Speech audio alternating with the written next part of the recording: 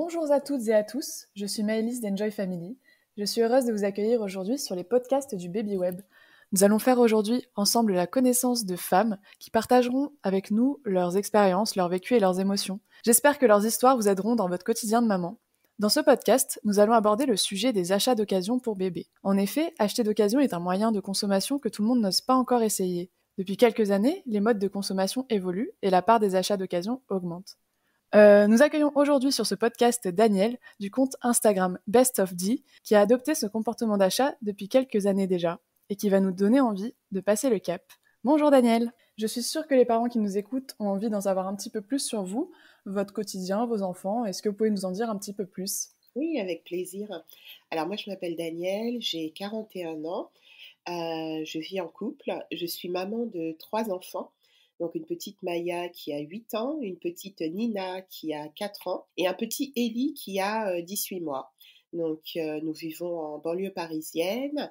Dans la vie, je suis entrepreneur, donc je suis créatrice de contenu via notamment mon blog bestofday.fr et également mon compte Instagram, donc bestofday. Et je suis également consultante en web marketing. Voilà, donc je travaille à mon compte, je travaille à la maison depuis plusieurs années maintenant. Super. Et maintenant que les présentations sont faites, rentrons directement dans le vif du sujet. Depuis quand achetez-vous d'occasion? Est-ce que vous avez eu un déclic, quelque chose qui vous a poussé à partir vers ce mode de consommation pour vous et pour vos enfants? Oui, alors moi, ce qu'il faut savoir, c'est que j'ai grandi avec des parents qui étaient adeptes du vintage, qui faisaient beaucoup les brocantes, les puces, notamment pour tout ce qui est déco. Un peu moins pour tout ce qui est vêtements, mais voilà, ils n'étaient pas contre. J'avais pas d'a priori en fait sur l'achat d'occasion. Je pense que j'ai eu le déclic à partir de ma deuxième, donc ma deuxième fille, tout simplement parce que pour la première, en fait, on est toujours un petit peu dans l'euphorie, on achète un petit peu sans trop réfléchir. On est énormément gâtés également. Donc énormément de cadeaux. Donc en fait, on s'est retrouvé avec une quantité de vêtements qui prenait énormément de place. Je savais que je voulais un deuxième enfant, donc je me suis dit bon très bien, ces vêtements-là vont servir au prochain enfant. Mais c'est vrai que voilà, face à la montagne de vêtements, j'ai eu vraiment le déclic à partir de ma deuxième fille. Après, pour tout ce qui est matériel, notamment les meubles, pareil, j'avais pas d'a priori parce que comme je dis, mes parents ont toujours été adeptes du mobilier vintage. Donc vintage, c'est souvent du seconde main. Donc nous, on avait acheté la chambre de mon aîné, on l'avait acheté d'occasion sur le Bon Coin. On était tombé sur l'ensemble, lit, commode et armoire dans un très beau bois couleur miel, possède encore aujourd'hui, qu'on a conservé pour chacun des enfants. Et donc voilà. D'accord. Donc, en fait, le déclic, il vient surtout un petit peu de se rendre compte de tout ce qu'on possède, de finalement de se dire tout ce monticule de vêtements, est-ce que il y a vraiment un intérêt à avoir tout ça? Est-ce que je peux pas justement rendre aussi le revendre? Enfin, j'imagine que vous pratiquez la revente aussi un petit peu. Oui, un petit peu, mais je donne beaucoup. Vous donnez Je beaucoup, donne, ouais, je d'accord. donne beaucoup. Après, pour moi, acheter d'occasion, c'est aussi... lorsque j'achète d'occasion, je me dis, moi, je débarrasse une personne de quelque chose dont elle ne veut plus. Et du coup, moi, je bénéficie d'un article dont j'ai besoin. Du coup, pour moi, plutôt que d'encourager la surproduction, je me dis, entre parents, c'est aussi de la solidarité pour tout ce qui concerne l'achat d'enfants. Voilà, donc il y a une espèce de démarche comme ça, un peu, même pas un peu, beaucoup solidaire. C'est très important finalement parce qu'il y a effectivement l'idée de faire des économies, beaucoup de foyers j'imagine. Exactement. Faire baisser son empreinte écologique, c'est important, mais peut-être que c'est pas forcément la première raison qui va pousser les gens à acheter d'occasion. Quoique les montées des consciences font que peut-être c'est de plus en plus pour l'empreinte écologique. Mais en fait, du coup, rien que pour la solidarité, tout le monde a un peu intérêt d'incorporer cette habitude dans son quotidien. Oui, moi, c'est ce que je me dis. Et en ce qui concerne, oui, l'empreinte écologique, c'est des articles qui ont déjà été produits de toute façon. Donc, plutôt que de faire en sorte qu'ils soient stockés inutilement, je me dis, autant les faire circuler. Voilà, c'est de la circulation. Et puis en ce qui concerne les enfants, il ne faut pas oublier que contrairement à nous adultes qui avons a priori une taille qui ne bouge pas, on reste quand même sur la même taille à peu près pendant plusieurs années. Les enfants changent de taille, de vêtements au moins tous les ans et sachant que on a une garde-robe été, une garde-robe hiver. Lorsque vous avez une garde-robe hiver, vous ne pourrez plus, cet enfant-là ne pourra plus réutiliser cette garde-robe ou alors très peu d'articles. Donc je me dis, autant faire des économies étant donné que les vêtements ne sont pas portés si longtemps que ça par les enfants, sauf si bien sûr on les transmet aux frères et sœurs. Même en transmettant aux frères et sœurs, il faut tomber sur la bonne saison. Faut que ça tombe bien, effectivement, faut que ça se goupille bien. Exactement. Et ça, c'est pas toujours garanti. On peut avoir un vêtement qui va bien, qui correspond à l'âge, mais pas à la saison. Enfin, déjà pour les adultes, l'industrie textile qui est très très très polluante, etc. Finalement, pour les enfants, ça l'est encore plus puisqu'ils mettent encore moins.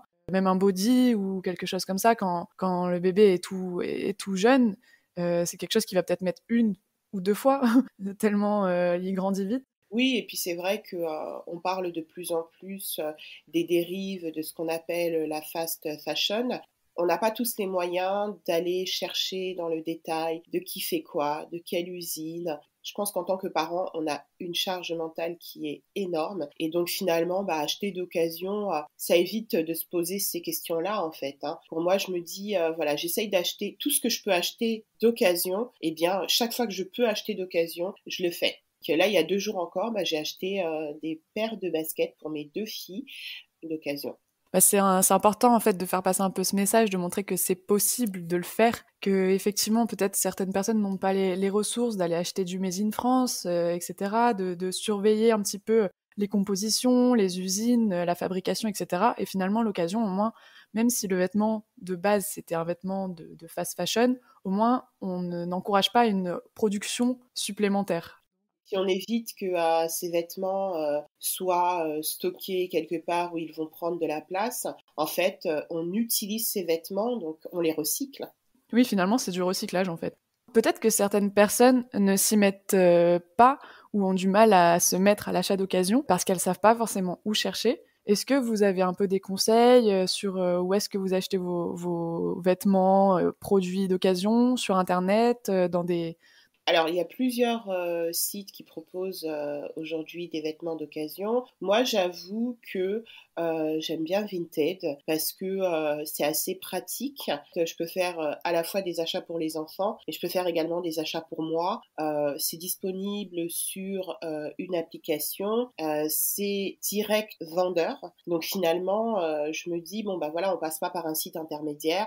Je passe directement par la personne qui vend le vêtement. Cette personne-là reçoit l'argent, elle m'envoie directement le vêtement. Honnêtement, je trouve que c'est quand même assez pratique, quoi. Oui, donc Vinted, c'est vrai que ça permet quand même de aussi pouvoir choisir des catégories bien précises. C'est assez pratique.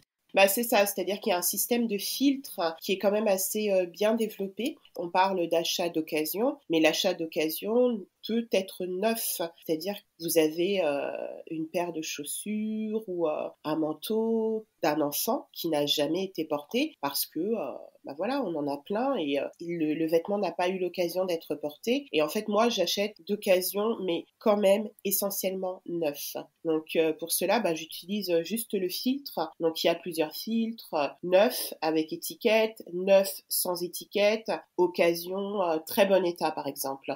Donc j'avoue que je m'arrête quand même à très bon état pour les vêtements que j'achète. En ce qui concerne les chaussures, par exemple, je n'achète que du neuf. Neuf, jamais porté. Voilà, pour les personnes qui ont un frein à l'achat d'occasion en se disant qu'ils n'ont pas envie d'acheter un vêtement qui a déjà été porté, je vous rassure, sous le vocable d'occasion, eh bien, il y a du neuf qui a été acheté et qui est possédé par un particulier, mais qui n'a jamais été utilisé. Par exemple, je parlais tout à l'heure de la chambre de bébé que j'avais achetée. Elle elle était complètement neuve.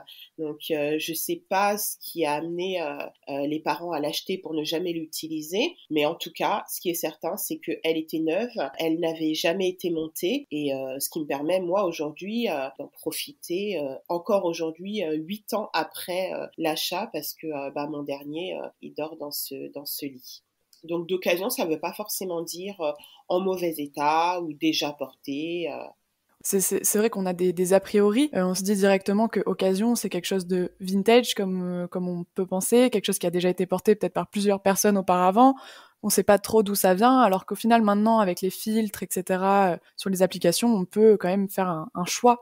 Oui, c'est ça. Ça dépend de ce qu'on achète, mais voilà, moi, il y a 2 jours, j'ai acheté voilà une paire de baskets pour chacune de mes filles, et elles sont neuves. Je vais les recevoir, elles sont dans leur boîte, et j'ai pu les payer 30% de moins que leur prix neuf. Donc, c'est quand même une sacrée économie, quoi. Quand on a plusieurs enfants, ça va très vite parce que les baskets, je pense que c'est au moins 2 paires par an quand on est raisonnable.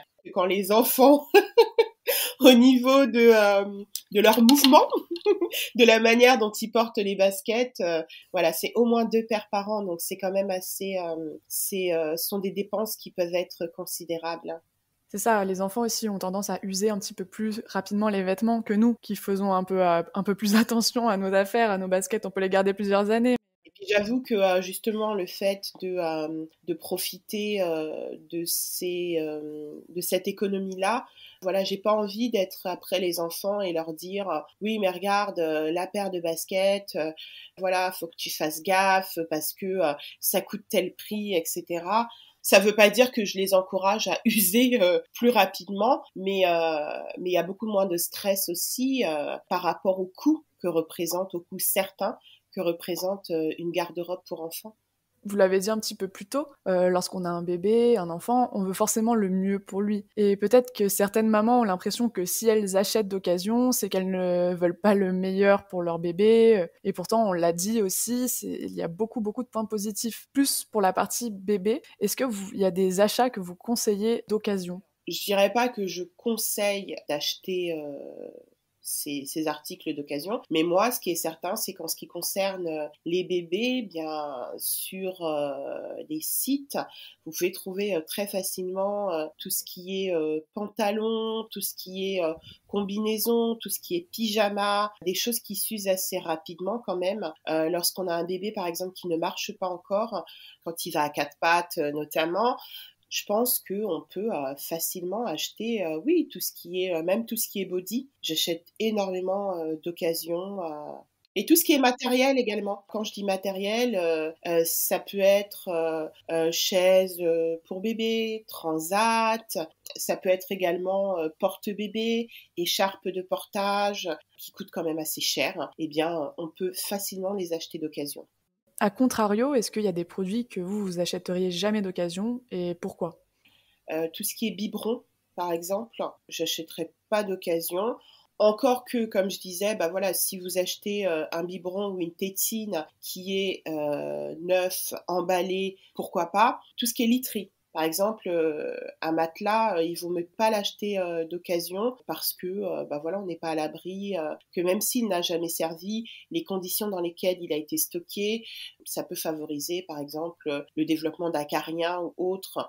Même pour le mobilier, je pense que il faut faire attention parce que, comment dire, bah voilà, il peut y avoir par exemple des puces de lit. Il faut faire attention, il faut savoir où on achète, à qui on achète, les conditions dans lesquelles l'objet est stocké, le genre de photos que l'on peut trouver sur le Bon Coin. Je pense que voilà, il vaut mieux éviter. De toute façon, sur les photos, vous voyez un petit peu l'état de l'article.